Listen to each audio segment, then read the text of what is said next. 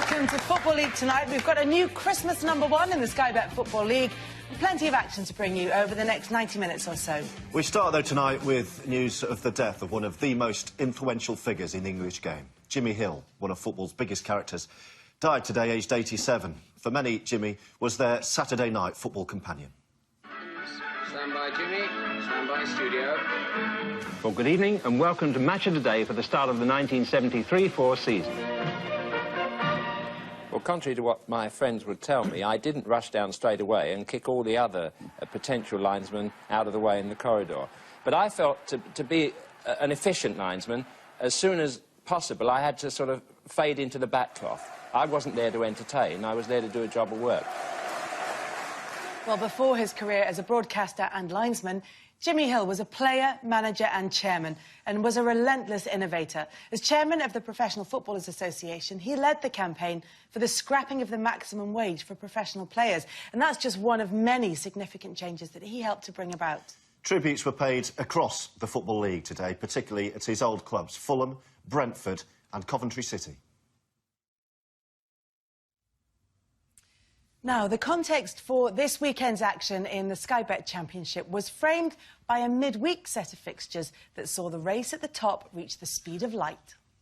It's all about results, and of course, you know, it's only halfway there. So, as I've said repeatedly, you know, we've got to stay there, stay in amongst it, and let's see when the daffodils come up that we're still in striking distance. Jake Livermore, the captain, looks like he's won it for Hull.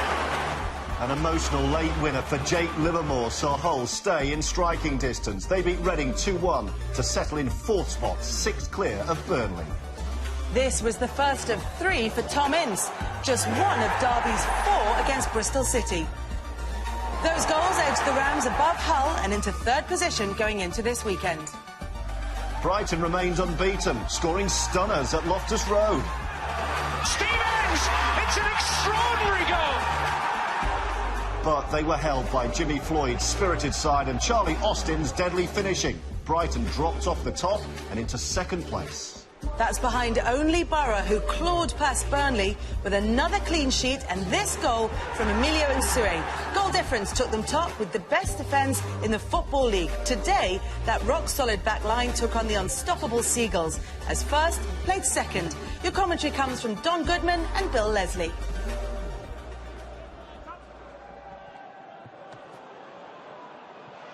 Kike for Downing. He's got back in the nick of time there to throw him off his balance, Dale Stephens. Otherwise, Downing was looking in the mood to unleash one. I'm only 3.5 minutes in here, but I would be slightly concerned if I were Brighton. Middlesbrough really settled well and moving that ball around fantastically well. Odoma. 4 red shirts in the middle. If he can pick one out, here he can! Kike stoops and Middlesbrough draw first blood inside the first 4 minutes. It's Albert Odoma. It's simple. It's simple. He gets a half a yard on the right foot and he whips in a cross into an area where he knows that there are going to be bodies, and it's Kike. Wonderful centre-forward play. Gets across his marker. He gets the perfect contact and he finds the corner of the net, and Middlesbrough have that dream start. Hemed. Wilson up against Ayala. Wonderful run, just couldn't find the finish though. He goes onto his weaker right side, and that's the result, really.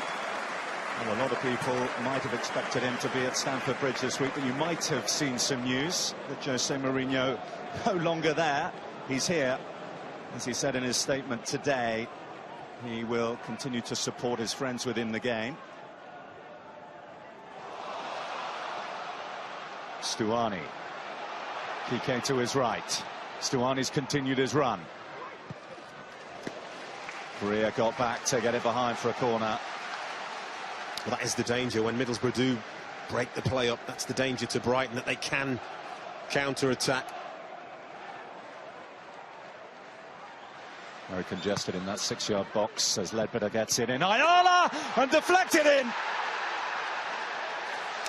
Odoma looks like he got the final touch.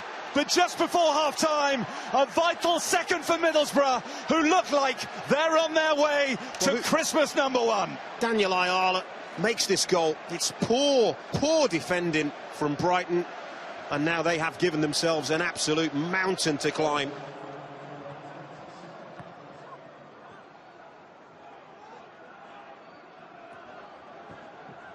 Van La Parra couldn't hold it. There's Calderon.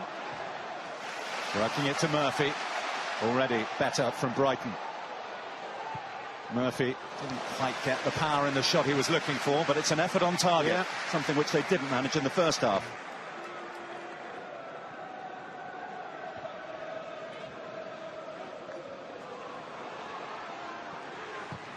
Stuani! Sharp, isn't it? Picks up the loose ball and just drives forward. No defender comes to close him down, so he has a go, and it's a good effort. Lots of power. Ayala trying a similar run and getting there again, Ayala! Well, you would have thought they'd learned their lesson, but they didn't appear to there, Brighton. Well, sacrilege, isn't it?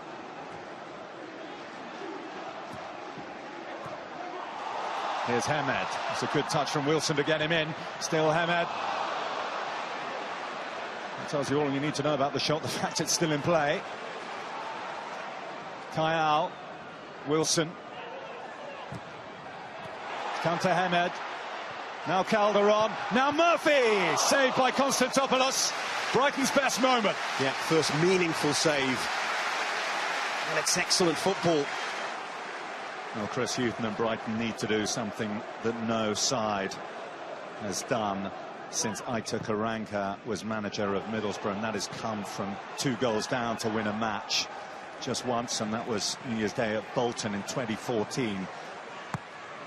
And it comes from Ledbetter. It's back with Clayton, who steadied himself well. Took a touch on the way through, corner given.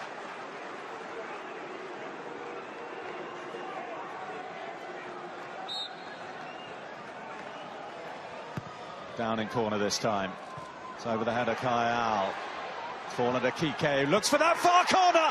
And another touch! Think it's Ayala! Well, Stuani wheels away in celebration, but Middlesbrough have a third. And that should be that. Poor Chris Hughton is gonna really curse his defending. And that is the game, the set and the match.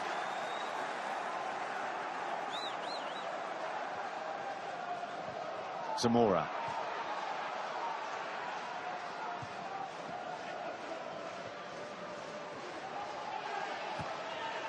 Out by Ayala. They're not happy, Middlesbrough. They feel there's a flailing elbow here. Well, Zamora in the thick of it. I'm not sure he means to catch Thomas Callas in the face, but clearly does. We're at the top and 3 points clear, so at least. So I think it's the first time that we are in that position. But again, we are in December and we have to know how difficult has been to take that position, and we have to fight now in the future to keep it. We came up against a team that have shown, you know, where they've been this season, and of course a team that got to the playoffs and a team that invested in the team what they have. And I thought that was just a difference between the two teams. Your friend Jose Mourinho is here today. You've just been talking to him in the dressing room. Does it make you even prouder, the fact that you've done it in front of him? Yeah, I was pleased because, you know, when a friend wins his game, always is to be pleased, and he brings lucky for us because he was last season in Brentford and we won the game. So let's see if he can come often to watch our games. It was brilliant. Borough again today. Former Brighton defender Adam Virgo with us tonight to give us the pros view. You're a pained observer this afternoon. This 21-match unbeaten run this season coming to an end. You think perhaps maybe longer term this might do them a favour? I just think 1 or 2 performances this season, maybe around the 17-18 game mark, where they were drawing, and I just thought the performance in the last 20 minutes was a little bit negative, and they had this unbeaten record in the back of their mind, and I just thought it just kind of worked against them. So Middlesbrough have lost a few, but the way they've bounced back with wins, it could work in Brighton's favour. Quite a lot of injuries Brighton have at the moment. Any excuse? Well, it's always going to be excuses. I think any manager will say that key players will be missing from their side, but Brighton have lost a few key players. Loire especially, he was Player of the Month in the first month of August. He's been missing, and it's certainly affected them, but the players have come in and kept the momentum going, but I think it has affected Brighton a little bit. How good are Middlesbrough? 6 consecutive clean sheets now. I think the club record is 7, so they're almost there. Yeah. Brighton didn't really look like scoring. How strong is this Middlesbrough side? Middlesbrough are a different class. They really, really are. Adam Clayton in midfield, probably arguably the best midfielder in the Championship, and the pace they've got going forward in likes of Stuani and Downing, they can play on the counter-attack. They were too good for Brighton today. Brighton defended really poorly from crosses and set plays, which would be disappointing for Chris Hughton, but if you finish above Middlesbrough in the Championship, you're going into the Premier League. Is this the marker laid down now? Yeah, we massively. are the team to beat. Oh, 100%.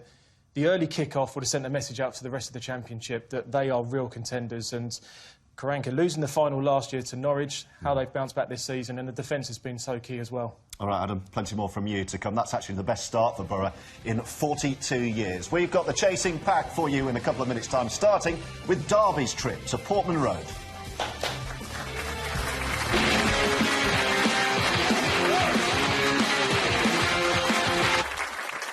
There's a cooling-off period after the game in which the managers can't talk to the referees, and Russell said that's probably for the best in this circumstance. Now, Birmingham move above Cardiff thanks to a better head-to-head record. Both sides now just a point off the playoff spots. Middlesbrough, the Championship's Christmas #1, they're 2 points clear of Derby. Brighton suffered their first loss of the season at the hands of Borough, so they dropped to 3rd.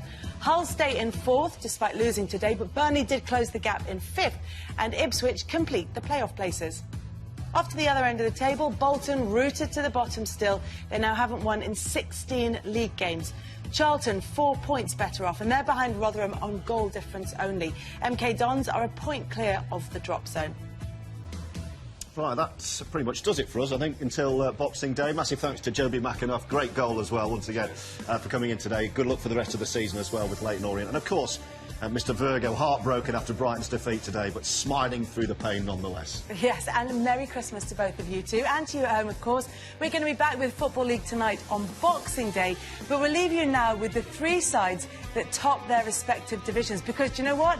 Santa is about to set off on his sleigh. So if you're celebrating this Christmas, you're probably a Plymouth, Burton or Middlesbrough fan, and they are your Football League Christmas #1s. We'll see you on Boxing Day and then again on the 28th for Football League tonight, bringing you the very best of the Championship, League 1 and League 2. For now, though, Merry Christmas. Merry Christmas.